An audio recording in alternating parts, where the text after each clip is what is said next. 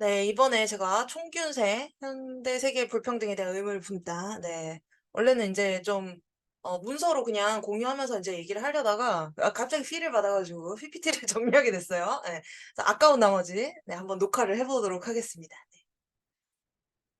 제가 이런 생각이 들었어요. 이 책을 초반에 읽는 과정에서 '한국인으로 태어난 것에 대해 만족했는가.' 이런 생각을 갑자기 해 보게 됐거든요, 이 작품을 인제 읽고 나서. 혹은 '다른 나라 사람으로 태어났으면 어떻겠나?' 이런 생각을 한 번쯤은 다들 해 보셨으리라 이런 생각을 해 봤어요. 근데 이제 이 책을 쓰신 이 작가분이 1972 년도 7 월에 열대섬 뉴기니에서 조류 진화에 대한 연구를 하러 인제 생태학자로서 이제 갔는데, 거기에서 인제 청년 정치인인 얄리라는 친구가 "왜 우리 흑인들은 백인들처럼 그런 화물을 만들지 못한 겁니까?" 이런 이제 질문을 했다는 거예요. 근데 이제 만약에 내가 이 청년 정치인 얄리였다면 '어떤 생각이 들었을까?' 이런 생각이 들기 시작한 거예요. 근데 진짜 생각해 보면 이 얄리라는 친구 입장에서는 '아니 저 백인들은 얼마나 돈이 많고 형편이 좋길래 무슨 새 같은 거를 연구해?' 약간 저도 이 생각이 들 것 같은 거예요. '아니 새를 왜 연구하지?' 약간 이런 생각? 그래서 이 흑인들의 입장에서는 어떻게 저 백인들은 이렇게 뭐 세도끼, 성냥, 의약품, 의복, 우산 이런 것들을 이제 화물이라고 지칭해서 표현했다고 해요. 이런 것들을 저렇게 자기네들은 못 만들던 것을 아무렇지도 않게 만들었을까? 그리고 이 질문에 대해서 명확하게 답변을 못 준 거죠. 그래서 자기가 거기에 대해서 깊이 있게 생각을 해 봤고 한 25년 정도 연구를 하다가 이 총균세라는 책을 썼다고 합니다. 저는 굉장히 좋은 계기 였다라고 생각을 했고, 재밌는 시작이었다고 생각을 했어요. 어쨌든 이 책은 이제 말씀하신 대로 연구 방법에 대해서 굉장히 많이 썼거든요. 근데 이제 저 나름대로 굉장히 많이 쳐냈습니다. 쳐냈고 결론 중심으로 하려고 했는데 제 흥미 중심으로 좀 정리를 했어요. 그래서 제가 재미있다고 생각한 부분을 좀 정리를 해 봤고요.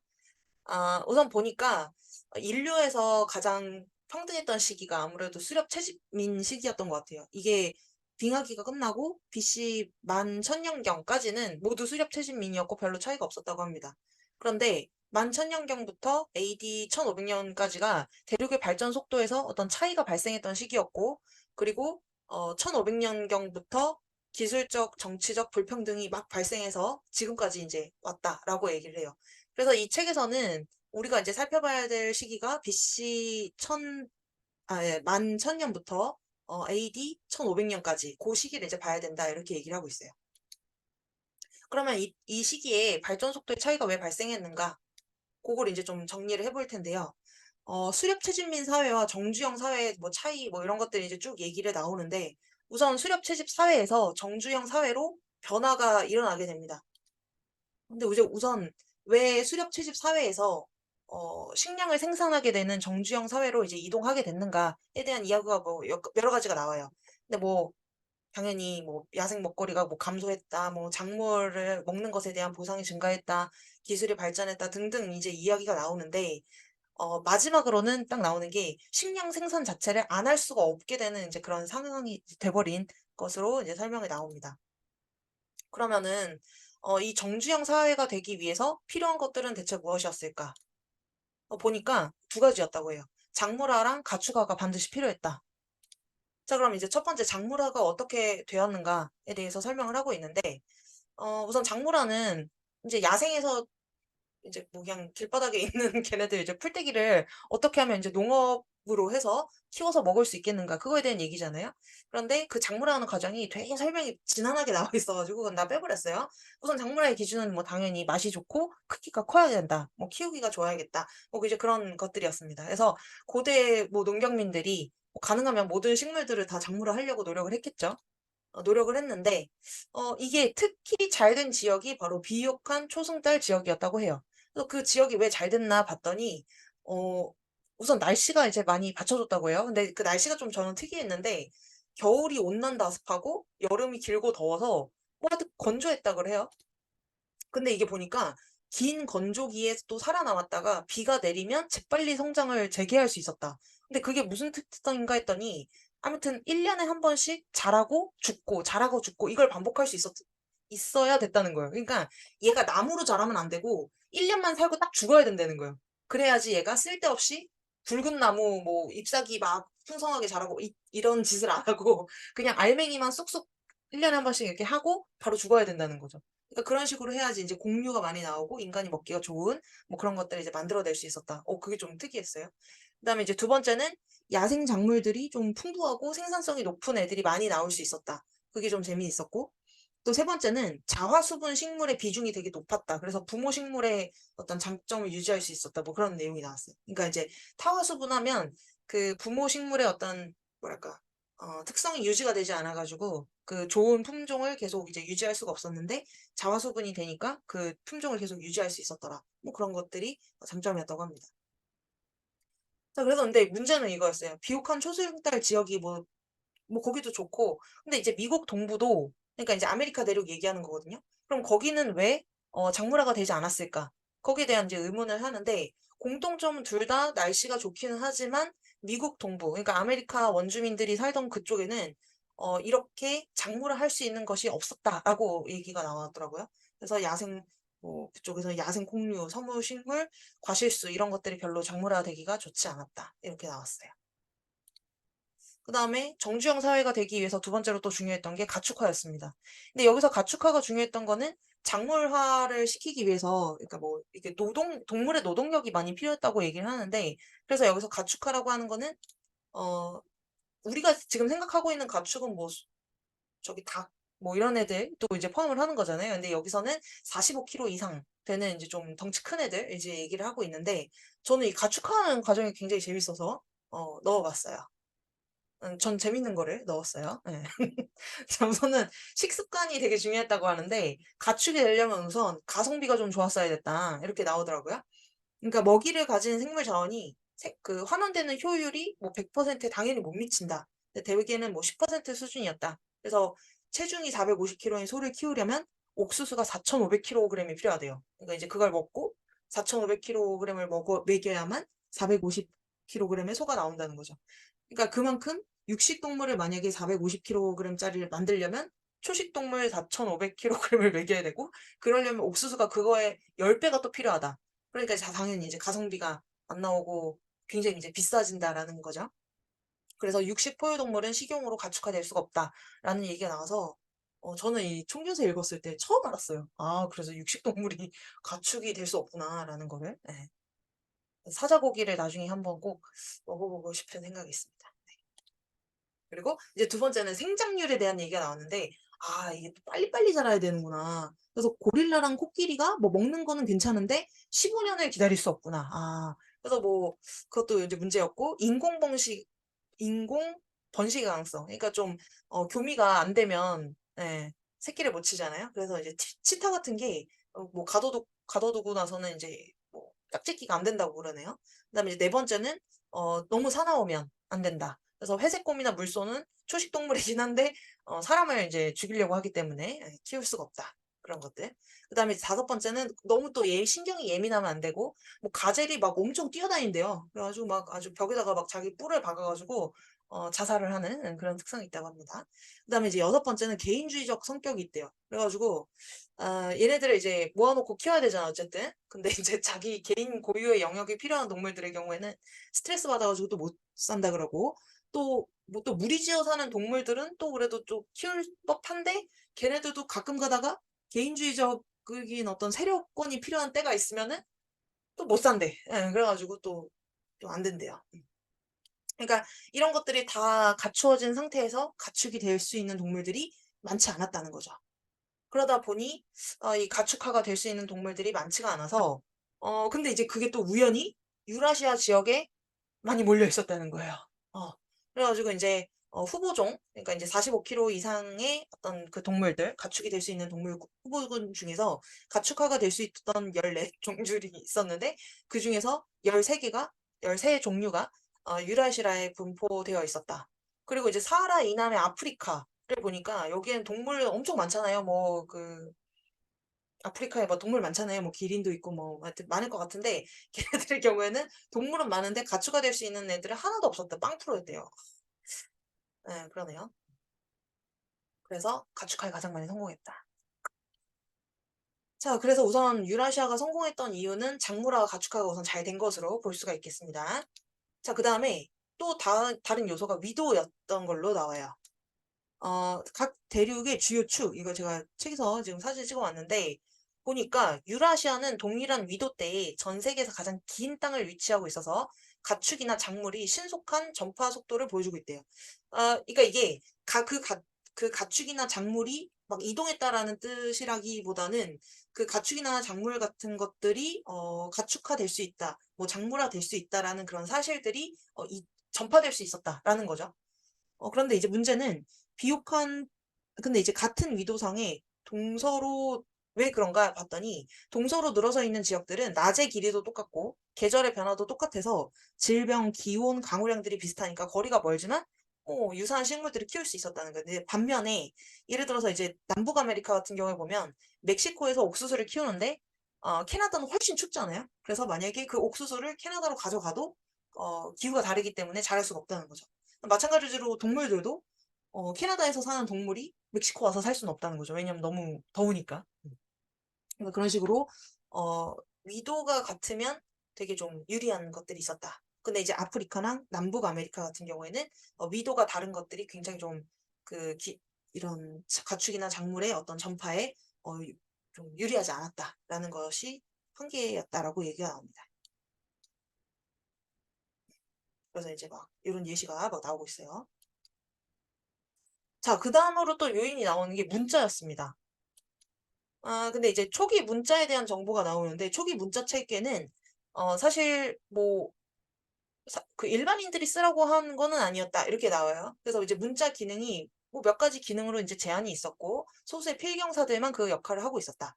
그래서 지금의 일반 대중이 문자를 사용하는 것을 너무 당연시 여기는데 고대에는 그 문자의 사용이 그런 의도가 아니었다. 어, 그래서 지금은 이제 문자 체계가 점점 간소해지고 표현력이 좋아져서 지금 많이 쓰게 됐다. 이렇게 얘기를 하고 있어요. 그런데 이제 특이한 거는 문자를 가진 사회와 못 가진 사회가 갈라졌다는 거죠. 그래서 만약에 식량이 생산되고 난 다음에 그 다음에 문자가 도입이 된 나라도 있고 도입되지 못한 나라가 있는데 대체 도입되지 못한 나라는 무슨 차이가 있을까? 봤더니 그 답은 이거는 책에서 사실 직설적으로 나온 건 아니었거든요. 근데 제가 조금 그걸 직설적인 표현으로 찾자면 가져야 하는 줄 몰랐다라는 표현으로 저는 생각을 했어요. 그러니까 이제 어떤 느낌이었냐면 문자를 가질 수도 있었고 가질 수 있지 않을 수도 있었는데 주위에서 그 문자가 있는 것을 봤으면 나도 저거 해야겠다라고 가져오는 거고 만약에 문자가 있는 거를 아무도 못 봤고 그러면 그냥 없는 대로 그냥 사는 거예요. 약간 저는 그런 느낌으로 받아들였어요.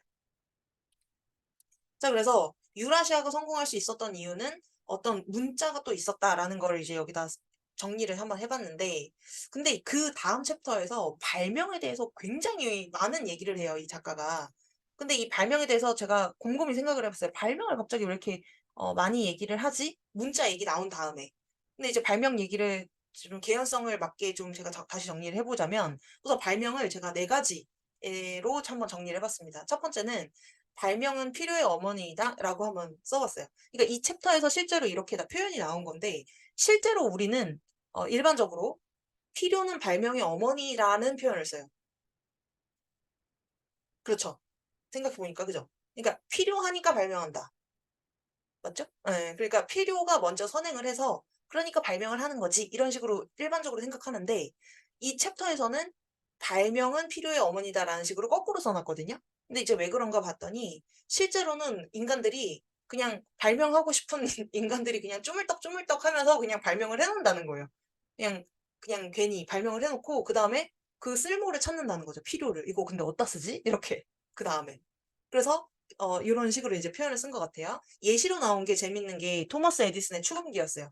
그러니까 이 축음기를 처음에 이제 만들어 놓고 쓸모를 찾았어요. 근데 그 쓸모가 뭐 죽은 사람의 유언을 녹음한다 뭐 이런 식으로 이제 써놨는데 나중에 이 축음기는 실제 용도가 주크박스로 쓰이거든요. 그러니까 음악을 녹음하는 역할로 쓰이는데 토마스 에디슨이 그거에 대해서 되게 굉장히 못마땅해했다라고 책에 나와요. 근데 이제 제가 생각해도 만약에 이 토마스 에디슨이 별로 음악을 그렇게 좋아하지 않았다면 굉장히 못마땅했을 것 같다. 라고 생각이 들기도 하네요. 근데 이제 자기가 만들었던 어떤 의도와 실제 그 쓰임이 완전히 좀 달라있을 수가 있다라는 거죠. 그다음에 이제 두 번째는 발명은 혼자 하지 않는다라고 제가 한번 정리를 해 봤어요. 그러니까 예를 들어서 우리가 토마스 에디슨이 뭐 발명을 했다. 이거 1이 빠졌네요. 1879 년에 뭐 백열 전구를 발명했다라고 했을 때 사실 이제 저도 이 책을 읽기 전에는 뭐 그냥 지 혼자 갑자기 따단하고 만들었나 보다 이렇게 생각을 하는데 그게 아니라 그전에 많은 사람들이 이미 연구를 해 놓은 거고 그거를 그 시대의 어떤 뭐 시대에 맞게 또 개량을 한 거죠. 그래서 두루 인정받는 유명한 발명가들 사이에는 항상 유능한 선후배가 있었던 것이다라고 그렇게 얘기가 나와요. 그러니까 이것도 자기 혼자 만든 게 아니라 그 앞뒤에 맞는 어떤 그런 선후배들이 있었다라는 것들 정보가 나오고요. 그다음에 이제 또 세 번째는 발명의 용도가 나중에 발견되는 경우가 되게 많다. 그래서 기술이란 게 그 필요를 '아 이거 나중에 필요할 거야.'라고 생각하고 만들어지는 게 아니라 우선 발명해 놓고 그 용도가 나중에 발견되는 경우가 되게 많다라는 거죠. 그래서 여기 예시로 나온 게 그 중세의 석유 증류법에 대해서 이미 발견이 됐고 그때 휘발유가 이미 발명이 됐었는데 그때는 아무 쓸모가 없다라고 하면서 폐기물로 간주되었는데 지금은 완전히 뭐 현대 문명의 추진 연료인 휘발유인 거죠. 예 그래서 그때 발명이 됐으나 어 한동안 쓰이지 않다가 완전 나중에 그 용도가 쓰인 거죠. 그다음에 이제 네 번째도 이제 제가 거기서 이제 키워드를 한번 정리해 본 건데 그러다가 얘네들이 기술 간의 결합이 되어서 또 새로운 발명을 해내게 되거든요. 예를 들어서 1455 년에 구텐베르크 성경 인쇄술 같은 경우도 종이, 활자, 야금술, 압착기, 잉크, 문자 얘네들 모두 합작으로 이루어진 기술의 결과물이다. 요런 이제 것을 볼 수 있어요. 그러니까 이제 요 챕터에서 나온 거를 종합해서 보면 기술이 그냥 누가 이렇게 우연히 이렇게 쿵딱쿵딱 하다가 추물딱추물딱 하다가 어떤 목적을 가지고 딱 만들었다기보다는 우연히 그냥 만들었고 앞뒤 선후배들의 어떤 영향을 받아서 이 기술이 저 기술에 또 영향을 주고 막 이렇게 하다가 그 시대의 어떤 뭐 발에 맞춰서 뭐 필요가 생겨서 또 그게 또 쓸모가 생기기도 하고 또 기술 간의 결합으로 인해서 새로운 발명이 또 생기기도 하고 약간 이렇게 융합이 되는 그런 것들을 이제 볼 수 있었다라는 거죠. 그런데 또 다섯 번째로 제가 되게 중요하다고 생각했던 것 중에 하나가 그러다가 주위 사회에서 만약에 그 새로운 뭔가가 만들어졌는데 그걸 만약에 갖지 못하면 뒤처지는 경우가 발생했던 거예요. 근데 그 뒤처졌을 때 그것을 즉시 수용하거나 혹은 수용하지 못했을 경우에는 지배당하거나 점령당해서 문제가 생기는 경우가 발생하기도 했다라는 것이 이제 예시로 나왔어요. 예를 들어서 뭐 1543 년에 포르투갈의 뭐 이제 모험가 두 명이 중국 화물선을 타고 일본으로 갔대요. 근데 일본 사람들이 그거 보고 '우와 저거 되게 신기하다.'라고 생각하면서 그 총을 이렇게 좀 연구를 했다고 합니다. 근데 그 당시에 일본 사람들이 사무라이 계급이었고 1대1로 우아하게 전투를 해야 되는데 멀찌감치서 인제 총으로 탕 쏴 가지고 사람 죽이는 게 좀 이게 좀 이게 좀 우아하지 못하게 보였나 봐요. 경멸스러웠대요. 그래 가지고 "총 쓰지 말아라." 이렇게 인제 없앤 거죠. 그리고 한동안은 얘네가 인제 섬나라였으니까 이 총에 대해서 굳이 뭐 문제가 없었다 이렇게 해요. 그러다가 1853 년에 미국에서 대포를 장착하고 오자마자 '아이고 이거 아니구나.' 하고 '총이 다시 필요하겠다.'라고 생각을 해서 그때부터 다시 총기에 대한 어떤 연구를 시작했다고 합니다. 근데 이제 그 같은 시기에 유럽에서도 총을 사용하는 것에 대해서 좀 이렇게 기분 나쁘게 생각했다고 해요, 일본과 마찬가지로. 근데 이제 문제는 걔네도 기분이 나쁘니까 '총을 쓰지 말자.' 이렇게 했다고 해요. 근데 문제는 총을 앞세운 나라들이 옆에 나라들을 바로 점령해 버리니까 '아이고 안 되겠다.' 하고 바로 그 기술을 받아들였다라고 얘기가 나오거든요. 그러니까 이처럼 어떤 기술이 뭐 기분이 좋든 나쁘든 간에 그 기술을 받아들이지 않으면 '내가 살아남을 수 없다.'라는 판단이 들면 그 기술을 그냥 받아들여야 되는 어떤 상황에 놓이기도 한다라는 거죠. 그러니까 그러니까 옆에 어떤 사회가 그 기술을 받아들이기에 더 촉진하는 어떤 그런 역할을 하기도 하는 걸 볼 수 있었다고 그걸 얘기하고 싶었던 것 같아요. 자 그래서 이 유라시아 파트에서 이 얘네들이 좀 성공했던 이유 중에 하나를 저는 요렇게 좀 정리해 봤어요. 그러니까 이 문자가 얘기가 나온 다음에 발명 얘기가 나왔던 거를 제가 좀 연관성을 한번 찾아보자면 문자라는 것도 결국에는 주위 환경의 영향을 받았다고 얘기를 하는 것 같거든요. 왜냐면 우리가 한자 문화권이었고 중국에서 한자 썼고 우리도 한자 갖다가 썼잖아요. 일본도 한자 갖다 쓰고. 그러니까 그런 식으로 서로 계속 그 영향권의 이제 전파를 받는 것처럼 발명을 뭔가 하게 됐을 때 그게 주위에 계속 영향을 준다는 거죠. 그러니까 그게 그냥 내가 좋아서 받아들이는 것도 있지만 좋지 않아도 필요하면 받아들여야 되는 것들. 그래서 약간 주위의 눈치를 보고 배우는 것들이 상당히 많았더라. 그래서 저는 여기서 직접적으로 챕터에서 제목이 나오지는 않았지만 이거를 이제 기술이라는 걸로 한번 키워드를 바꿔봤어요. 그래서 이제 문자가 중요한 게 아니라 그 뭐 문자 발명 다 좋은데 그거를 이제 결국에는 이 유라시아가 성공할 수 있었던 것이 결국에 이 기술을 받아들였냐 아니냐 그렇게 한번 생각을 해봤고요. 그 다음으로 나왔던 키워드가 또 하나 국가입니다. 근데 국가가 되게 좀 짤막한 파트로 나와 있거든요. 조금 약간 되게 좀 미미하게 나왔다고 생각했어요.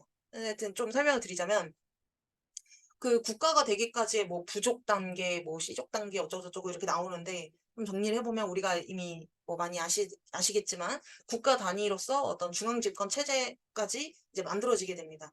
근데 이제 중앙집권 체제가 되게 되면 뭐 무기를 비롯한 기술들이 더 우수하게 될 것이고 뭐 인구도 더 많이 이제 가질 수 있게 되고요. 그리고 중앙집권화된 결정권자가 있으면 뭐 군사력, 물자가 집중될 수 있다. 그리고 당연히 이제 이런 중앙집권화가 되기 위해서는 당연히 뭐 그 앞에 있었던 아이고 요 앞에 있었던 장무라 가축라 뭐 가축하에 이런 거는 뭐 당연히 있어야 되는 거고요. 그 다음에 국가가 공인된 종교라던가 어떤 사상을 퍼뜨려서 애국심을 고취시키고 목숨을 걸고 싸우도록 하는 그런 역할을 할 수 있어야 된다. 근데 이런 정신은 무리사회나 부족사회에서는 불가능하다라고 얘기를 하고 있고 기독교와 뭐 이제 이슬람교도에서 정복전쟁 같은 이런 이제 전쟁이 나타났던 것도 한 6,000년 사이에 국가들이 탄생하고 난 다음에 이런 이제 전쟁이 가능했다라고 얘기가 나옵니다. 자, 그래서 사실은 이 책에서 어, 나왔던 내용에서 맨 처음에 나왔고 메인이 되는 것 중에 하나가 유럽이 그래서 아메리카 대륙을 정복할 수 있었던 이유로 한 챕터 3에서 나왔던 게 그래서 병영균이다라는 식으로 이제 얘기가 나오거든요. 근데 이제 저는 요 제 강의가 끝나고 나서 아니다라고 얘기하고 싶어요. 어떻게 보면은. 그러니까 그러니까 직접적인 어떤 원인을 병원균이다라고 얘기를 하고 있지만 좀 다르지 않을까라고 생각합니다. 우선 이제 병원균 얘기를 해보자면 얘는 대체 어디서 왔는가? 병원균은 당연히 뭐 이제 스페인 사람들이 이제 가지고 왔다고 얘기를 하는데 그러면 왜 걔네들이 어떻게 가지고 왔지? 우선 이제 거꾸로 추적을 해보자면 농업을 시작했고 농업을 하려면 가축이 필요했고 그 가축들을 이제 대량으로 가지고 있어야 됐던 이유는 인구가 증가했고 정주영 사회가 있어야 됐고 그러니까 사람이 많이 몰려 살았고 가축도 많이 필요했고 그러니까 그 사회에서 이런 이제 병원균이 생겼던 거죠. 그래서 이 스페인 이주민들한테 천연두가 유행을 했다. 그래서 뭐 각종 질병들이 이제 있었던 거죠. 이런 대중성 질병들이 어, 퍼졌던 것은 대규모의 조밀한 인구 집단이 형성되어 있어야만 발생할 수 있대요. 그래서 한 10,000년 전부터 농업의 발생과 더불어서 도시의 발생과 함께 이제 이런 병원들이 이제 가속화가 됐다고 합니다. 그래서 이제 책에서 정리한 걸로 보면은 뭐 역사적으로 사망자들을 엄청 많이 낸 질병들을 이렇게 한번 정리해봤고 뭐 역사적인 어떤 질병의 시작도 이렇게 한번 정리를 해봤습니다. 자, 그래서 이제 보면 유럽이 아메리카 대륙을 정복할 수 있었던 이유가 무기가 있었기 때문만은 아니다. 이런 식으로 얘기를 해요. 뭐 제 생각에도 그래요. 거기서 처음에 그 뭐 190명인가? 하여튼 200명이 안 되는 스페인 뭐 오합지졸 거기 몇 명 가지고서 8만 명의 대적을 하는 거기 그 원주민들을 대적하기는 어려웠겠죠. 뭐 다구리에 장사 없다고. 예. 그래서 뭐 하여튼 뭐 총이 뭐 아무리 많아봤자 뭐 사람 한 명씩 죽여도 방법이 없잖아요. 근데 어 이 얘네들이 결국에는 이런 뭐 병원균이라던가 아니면은 그 체계가 어쨌든 있었던 거죠. 왜냐면 거기서 그 지도자를 데리고 8개월 동안이나 기다릴 수 있었던 어떤 그런 것이 가능했던 거잖아요. 그죠?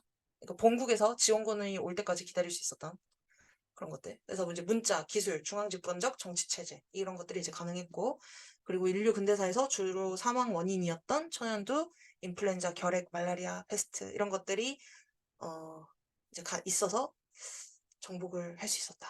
음, 이런 내용이 있습니다. 자, 근데 거기서 의문이 들기 시작해요. 그러면 스페인인 세균이 그랬던 것처럼 아메리카 원주민들의 질병이 스페인 침략자를 죽일 수는 없었을까? 그리고 그게 오히려 유럽으로 퍼져나가가지고 유럽 인구의 95%를 죽일 수는 없었을까?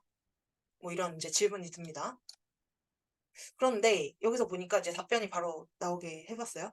남북 아메리카에 대형 야생 포유류가 이미 없었다고 해요. 그러니까 그 앞에서 가축화 얘기가 나왔을 때 어 이제 이미 정리가 어느 정도 된 내용인데, 유라시아에서는 아까 그 표가 있었잖아요. 유라시아에서는 가축화가 될 수 있었던 게 14 종이 있었는데 아메리카 대륙에서는 없었어요. 그쵸? 아까 없었다고 나오거든요. 그러니까 아메리카 대륙에서는 그 대형 야생 포유류가 될 수 있는 것이 없었고, 그리고 이제 조금 대형까지는 아니지만 포유류가 있긴 했는데, 걔네들이 뭐 그렇게까지 인간에게 뭐 병체 공급원이 될 정도까지는 아니었다, 이렇게 얘기가 나와요. 예를 들어서 라마가 있었는데, 그 라마는 우선 수 자체가 적었고, 사람들의 어떤 그 밀집도가 우선 적었다, 이렇게 얘기가 나오고요. 그리고 사람들이 그 라마의 젖을 먹지 않았대요. 그러니까 좀 그렇게 긴밀하게 좀 있어야지 병이 걸린다네요. 예, 전염병이 걸릴 텐데 그 정도는 아니었다, 이렇게 얘기가 나옵니다. 그리고 또 아까 얘기했듯이 구대륙만큼 대단한 유행병이 번질 만한 그런 환경이 아니고, 인구가 그렇게 또 많지가 않았다는 얘기인 거죠. 그러니까 마찬가지로 그 작물화가 되지 않았던 지역이었어요. 그러니까 아메리카 대륙 자체가 작물화가 되지가 않아가지고 농경 사회가 그렇게 막 발달하지도 못했고, 인구가 그렇게 많지도 않았고, 그러다 보니 뭐 유행병이 돌 수가 없었던 상황인 거죠.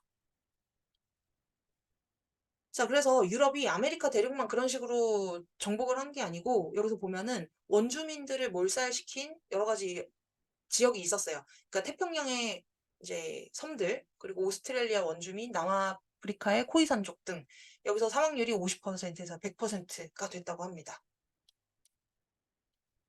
또 이제 제가 다른 페이지에서 정리해 본 내용인데, 근데 요 의문이 있었던 것처럼 사실 다른 지역, 그러니까 예를 들어서 열대아시아, 아프리카, 인도네시아, 뉴기니 등에서는 토종 유행병이 있어서 이쪽에서는 오히려 역으로 그 전염병을 수출하기도 했대요. 그래서 말라리아, 콜레라, 황열병 이런 것들은 그 유럽 사회에 다시 그 병을 이제 보내기도 했다고 합니다. 그래서 유럽인들이 열대지방을 식민지화할 때 굉장히 큰 심각한 장애물이 되기도 했다고 해요. 자, 그래서 정리를 해보자면, 제가 봤을 때는 이 병원균이라고 하는 것이 어떻게 보면 유럽이 아메리카 대륙을 정복할 수 있었던 가장 큰 이유처럼 마치 이 책에서는 초반에 설명을 하고 있는데, 저는 이게 병원균이 결국에는 이제 가축화의 아주 작은 일부분이 아닐까, 그런 식으로 한번 생각을 해봤고, 결국에는 정복할 수 있었던 이유가 뭐 작물화부터 시작해서 국가라는 개념, 그리고 기술까지 해서 이 전체가 다 영향을 미친 것이 크지 않았나, 뭐 그렇게 한번 생각을 해봤습니다.